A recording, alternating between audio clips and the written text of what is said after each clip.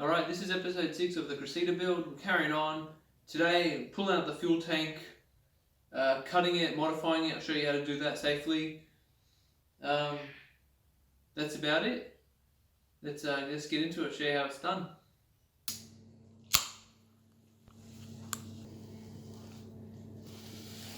Wow. Right.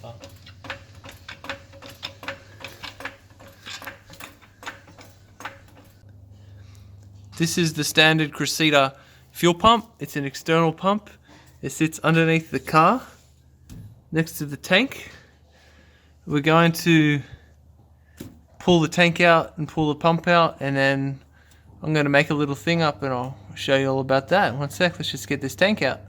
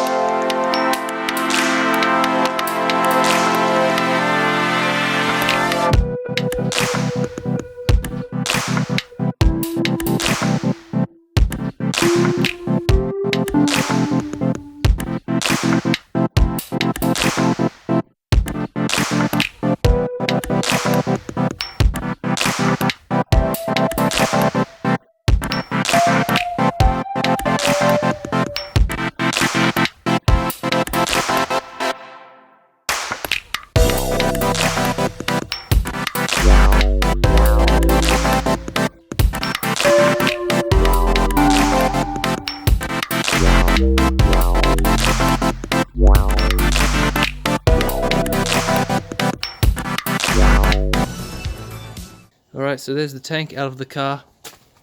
It hasn't got an intake thing. That's the sender. This is just like the pickup for the pump that sits out of the tank. What I'm going to try to do is put the pump inside this tank using this plate. If I can't, I'm going to cut it, machine up a plate for it. But we'll see how we go, if we can make this work. If not, I'll show you how to cut and weld a fuel tank safely. Okay, so this is the pickup for the pump. It's got the feed and return. Here's the Walbro 460. Does not fit in the hole, even with this little cover off. So we'll just take out the sender side. No, that hole's even smaller. Okay, looks like we're gonna have to cut and modify the tank. Unless I can come up with something. Right, so what we're gonna come up with, pump doesn't fit in the tank. Where this original pickup goes is like in the middle of the tank on the low side, which if we cut and make a plate there, this won't fit in there anyway. So what we're going to do is we're going to cut a hole here to make a bigger plate like this that we can hang the pump off. And on the bottom side, we're going to cut and put a little bowl to stop the surging. The normal surge tank's right next to it, like the little plate and bowl thing, but we have to put it on the side because it doesn't fit with the spare wheel, which we want to keep the spare wheel, keep it streetable. Now, I'm going to fill the tank up with water, slosh it around, get as much fuel out of it as I can, then run it up the back of an exhaust pipe, put a pipe on it, purge it, the exhaust gases for an hour or so, just to keep it safe. If you're doing work on the fuel tank, I suggest you don't do it because you might die. But if you do it, make sure you try and do it safely and keep Boromir near, because everyone knows Boromir dies first in every movie, so you'll be safe. Here he is, Boromir, played by Sean Bean, the dude who dies in every film, so you're not going to die if he's nearby. Be safe. Be Boromir. Here is the setup. Purging. Got one blocked off. Going into the hose.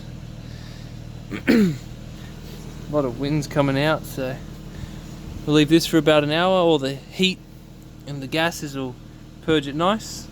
The car we're using to purge it, 2006 Ford Territory, and for all me boys watching in the state, it is a Barra Turbo. Yeah, so no need to swap it. The Cressida with the Barra, drive one every day.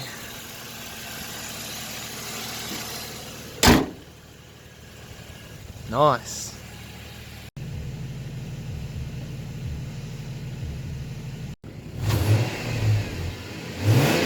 Alright, we found a radiator that fits the Cressida. It is out of a VL Commodore. Fits really nice. It's actually out of one of our VL Commodores. We'll just sacrifice and get a new one. But that's alright. So we'll have to find some hoses that fit and make up some little brackets to hold it. That's no drama. And over this side, we've got ourselves some exhaust plates to build some manifolds. This side's going to be a bit of a nightmare. We've got the dipstick, which is in the way. Or if you've ever worked on an LS, you'll know these leads are notorious for being in the way no matter what. I do want to keep the coils on the valve covers just to keep it, you know, looking sort of standard. I will put the motor cover, but that's another story. If I have to relocate them, we'll relocate them. This rear port here is going to be really tight with this steering box. So I'm going to probably swoop the pipe up and around, and then they can all merge down the front here. Then it'll kick down and go back there between the starter motor, which we haven't put in yet, and the steering box. So this is going to be a pretty crazy manifold this side, I think. It's going to have some bent in pipes and whatever, but I think we can make it work. Anyway, we'll continue with the fuel pump first and go from there. I'm going to start off by cutting a hole out to make the little bowl thing to sit the pump in. Wish me luck, guys.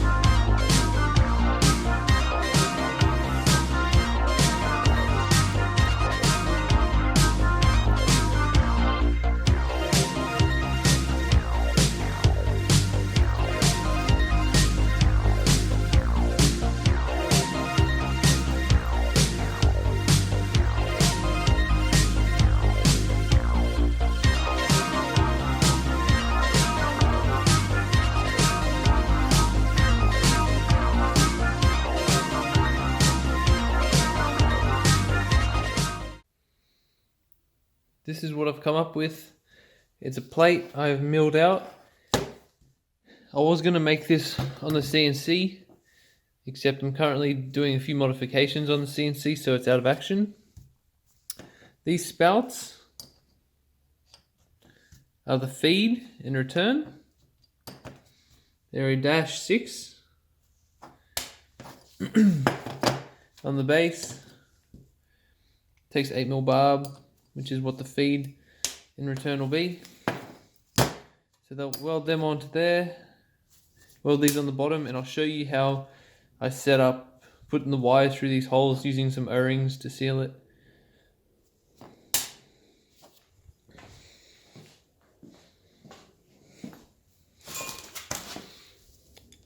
That will sit on a plate like that.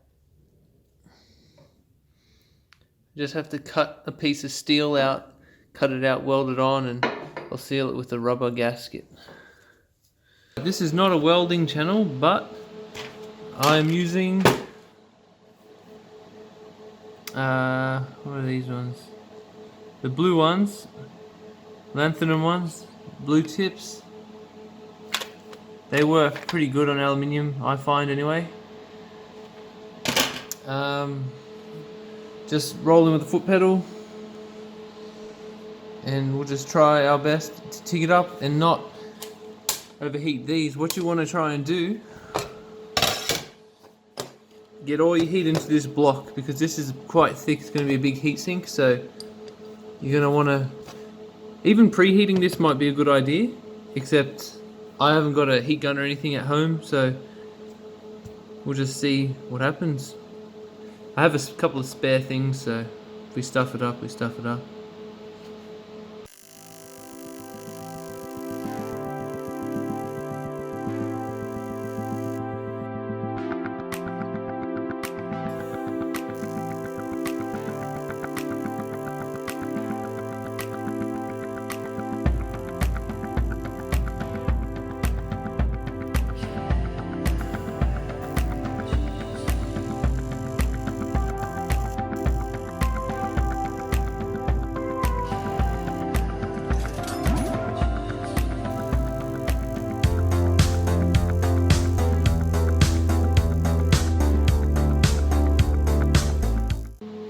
Alright, there it is.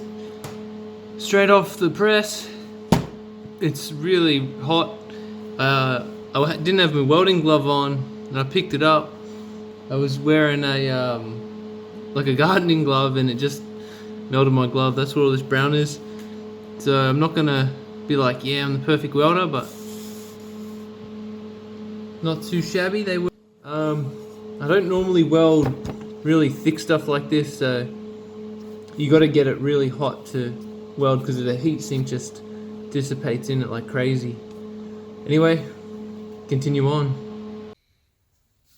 I've traced out a cardboard template of what I have to cut out of metal. It's going to go around about there-ish. The pipes have to come out this way.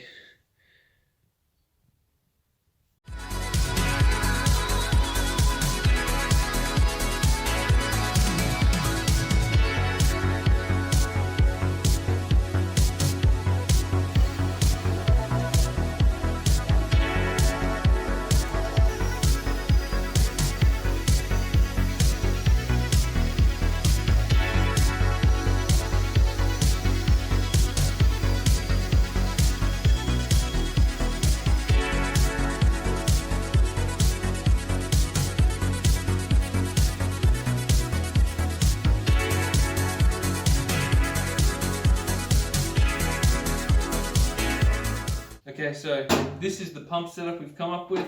It's all bolted on now. I've cut out a thick piece which I've tapped to. That will sit there. I'll just weld it on now, and that's about it. Pretty simple. Got Boromir nearby, so when I'm welding the tank, I shouldn't die. Nearby.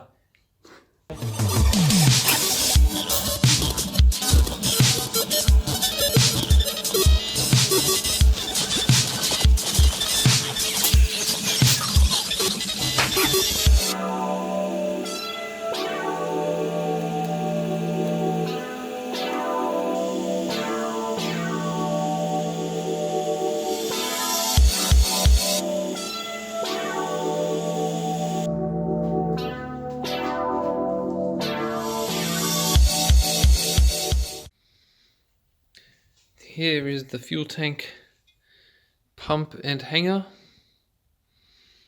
Okay, we have had an issue with one of the fittings. It got all jammed up when I was welding it onto the fitting, so had to cut it off, got to start again. It's a nightmare. I also drilled some holes through here. I was going to run the wires through it with some O-rings like I have done on my VL Commodore. Man, it's getting rusty.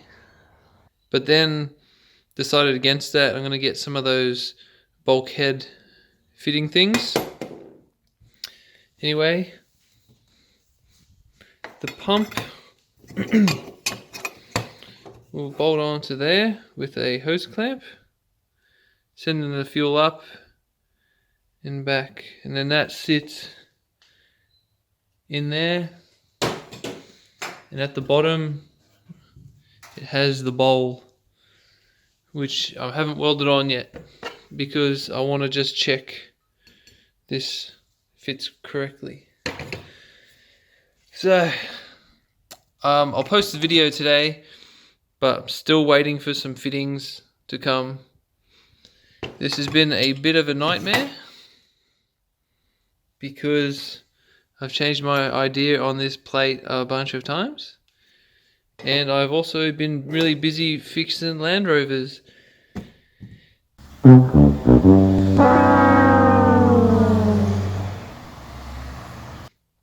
Hope you enjoy it, like and subscribe, and see you guys in episode 7.